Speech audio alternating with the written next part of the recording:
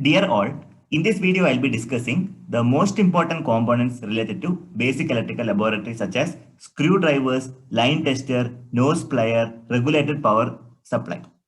Before that, I request you to watch my previous video. It is available in both description box and I button. So please click on that previous video and get understand the basics. Now let me directly move on to the screwdrivers, line tester, nose pliers and RPS. As you can able to see the line tester, the main purpose of line tester, you can able to check whether there is a live supply or not. So you can able to operate and you can directly touch by using the line tester in a conductive part. If any indication is taken place, there is a neon lamp inside. You can able to see a neon lamp. If any live wire or any other active current path is available, definitely you can able to see the glowing of neon lamp. Otherwise, neon lamp will not be operated. Actually, the line tester comprises of a metallic part. It is a high conductor and there will be a resistor. Okay, there will be a resistor. Afterwards, you can able to see a neon lamp. Okay, this resistor will be used for limiting the current. And you can see the spring connector. Whenever you are pressing the metallic button, what is going to happen? The circuit will be completed. Okay, circuit will be completed and the human bodies become as a zero potential. Okay, zero potential and this become as a high potential. Now you can tell me how about the current path. So current will be obviously flow from high potential to the zero path, but you are not getting any shock. Why? Because there is a high resistor which is connected over there and afterwards there is a neon lamp. There is a metallic part, so voltage is getting divided. So V1 voltage across the resistor is V1, voltage across the neon lamp is V2, then it comes to V3. Voltage is getting divided and whenever the current which is reaching to our hand or our human body is very less.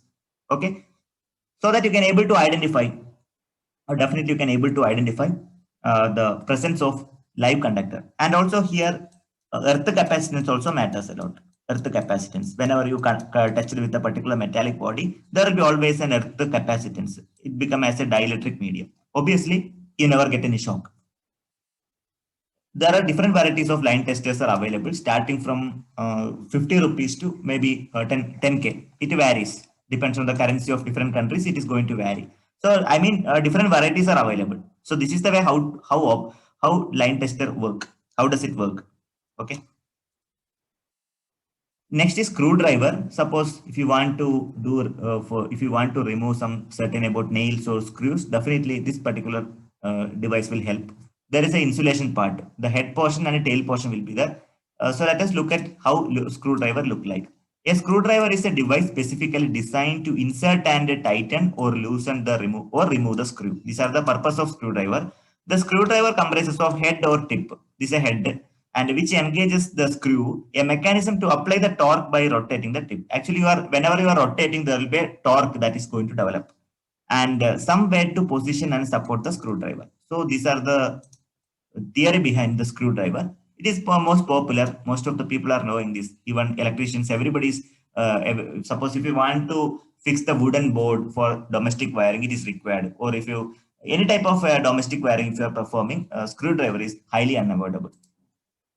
And next is nose plier. What is the importance of nose plier?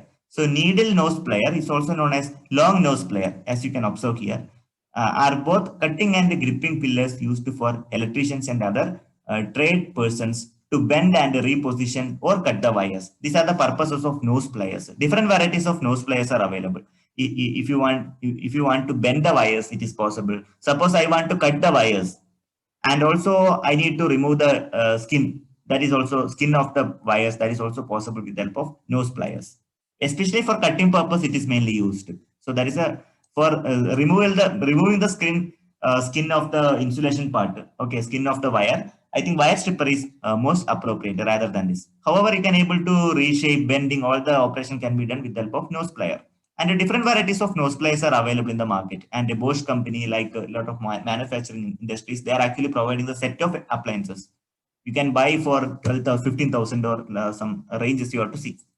And a diagonal and clipping pliers. What is the importance of diagonal and clipping? These are the diagonal pliers. This will be and clipping pliers. What is the importance and what is the difference? The diagonal plier or wire cutter are wire cutting pliers, and they are sometimes called side cutting pliers or side cutters. And diagonal pliers are useful for cutting the copper, brass, then iron and steel wire. That's a specialty. Manually, it is not possible to make out by using a normal knife. It is not possible.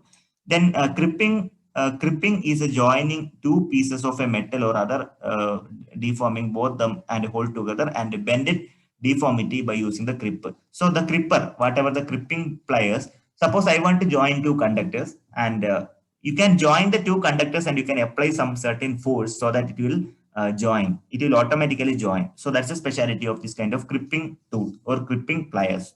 The crimping is commonly used to join the bullets to the cartridge cases and wrapped out of the testing of lasting the electrical connectors, mainly for joining purpose, joining of two conductors. You can go ahead with this kind of crimp pliers. Okay, so you have to remember these tools, because if you want to do the wiring, it is required. Better study some kind of wiring, how to do the wiring. At least you can monitor and you can understand. Next is RPS. What do you mean by RPS? RPS is nothing but regulated power supply. As you can able to see the RPS. So this is actually the power button, main power. If I pull up, it becomes on. If I pull down, it becomes off.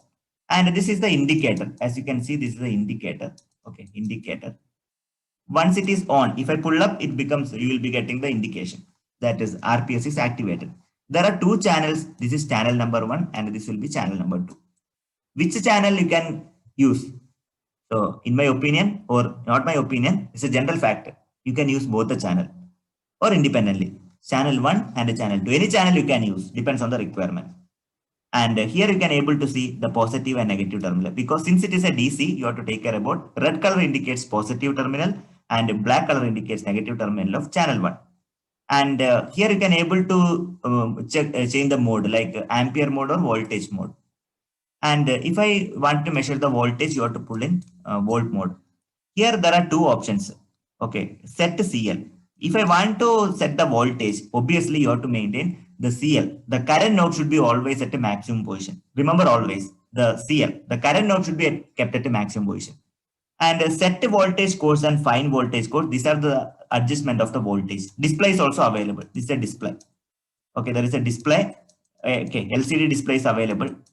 Okay, you can able to adjust the voltages by using set volt course and set fine volt course. You can able to adjust the display.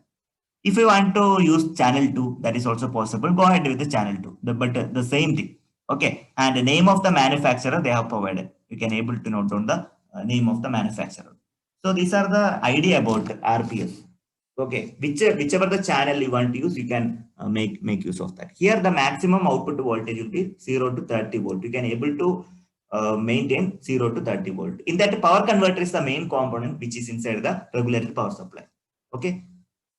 If you want to do KVL and KCL experiment, especially DC circuit, I require regulated power supply. At that time, I am going to explain once again related to RPS. You are to familiar how to use. I hope you have understood how to operate the RPS. So in this session, I have discussed about the importance of the screwdriver, then line tester, and a cutting tool, especially wire stripper. And finally, I have talked about the RPS, importance of regulated power supply. So these devices will be really help you out to handle whenever you are going to explain the particular connections, particular experiment which are related to basic electrical laboratory. And also it will be useful for electrical students forever. Not only electrical students, even electronics and communication and other circuit branch students also can be used to this particular session. If you are having any queries, you can put up in the comment box. Otherwise, definitely I'll reply back. Okay. So let me conclude the session. Thank you very much for watching this video.